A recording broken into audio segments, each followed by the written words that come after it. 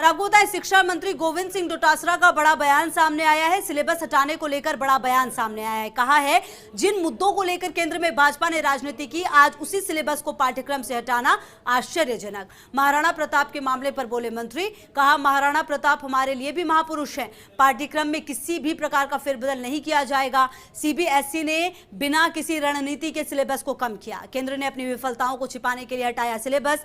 नागरिकता, धर्मनिरपेक्षता, राष्ट्रवाद के चैप्टर हटाए गए। साथ ही भारत के कई महत्वपूर्ण चैप्टर भी हटाए गए जो गलत है। सरकार के साथ इस संबंध में वार्ता की जाएगी। और इसी सिलसिले में खास बातचीत की शिक्षा मंत्री से हमारे सहयोगी ने, आप भी सुनिए।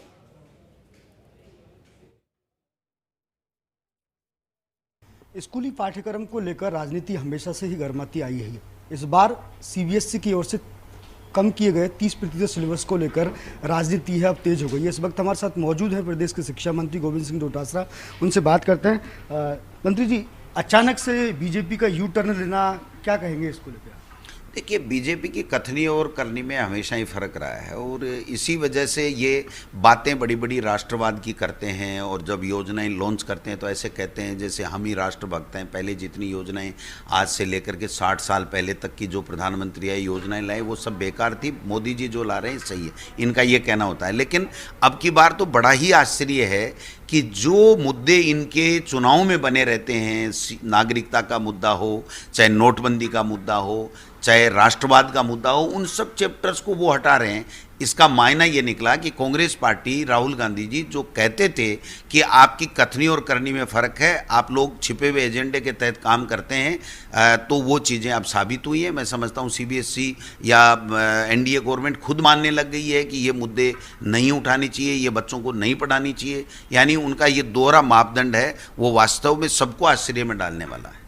अच्छा, राजस्थान की स्टेट गवर्नमेंट का क्या एक्शन रहेगा? किस प्रकार से सिलेबस को रिवाइज किया जाएगा? क्या हमारा जो राजस्थान में जो पाठ्यक्रम है 1 से कक्षा 8 तक का RSCRT बनाती है और 9 से 12 का माध्यमिक शिक्षा बोर्ड बनाता है, तो उसको हमने रिव्यू करने के लिए भेज दिया है सरकार की तरफ से कि आप देखिए कितने डेज में कितना पाठ्यक्रम हम लोग पढ़ा सकते हैं।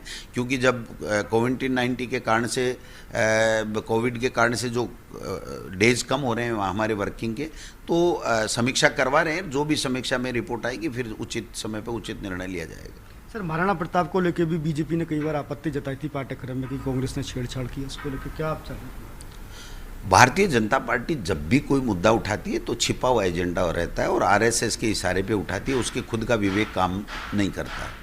आप देखिए, जो 2019 से फरवरी से जो बुक चल रही है उसके ऊपर वो लोग विवाद कर रहे हैं। फिर भी माननीय मुख्यमंत्री जी ने कल कुछ समाज के नेता आए थे, हमारे कैबिनेट मंत्री भी गए थे, उनको ये कहा है कि इनको पूरी रिपोर्ट दिखा दी जाए कि किस तरीके से यह पाठ्यक्रम में कहाँ से लिखा हुआ है। हमने जो समिति की रिपोर्ट ली है उस समिति की रिपोर्ट में एक भी तथ्य ऐसा नहीं पाया गया कि जिसमें किसी तरह का कोई बिना इतिहास के कहीं से नहीं लिया हो। फिर भी मेरा ये मानना है कि माननीय मुख्यमंत्री जी ने अब कहा है तो प्रताप खाचरियावास जी या जो भी आपत्ति दर्ज करने वाले जो नेता हैं वो बैठेंगे तो हम कभी भी उनके साथ बैठ करके दोबारा चर्चा कर लेंगे।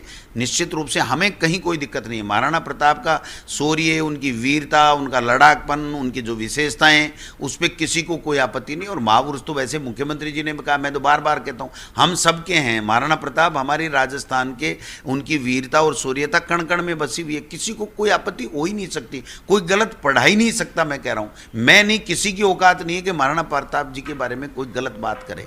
लेकिन अब ठीक है, बीजेपी तो आप समझते हो, वो तो पानी में आग लगाने तक की बात करते हैं, पानी में लगती नहीं है, फिर भी वो ऐसे माहौल बनाते हैं कि लग गई हमने लगा दी।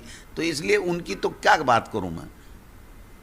देखिए, ये थे शिक्षा मंत्री गोविंद सिंह डोटासरा, जिनका कहना है कि सेंटर में बीजेपी जिन एजेंडे को लेकर राजनीति कर रही थी, आज उन्हीं को सिलेबस से हटाना आश्चर्यजनक है। कैमरा पर्सन घनश्याम करोल के साथ Bharat Dikshit, First India News, Jaipur.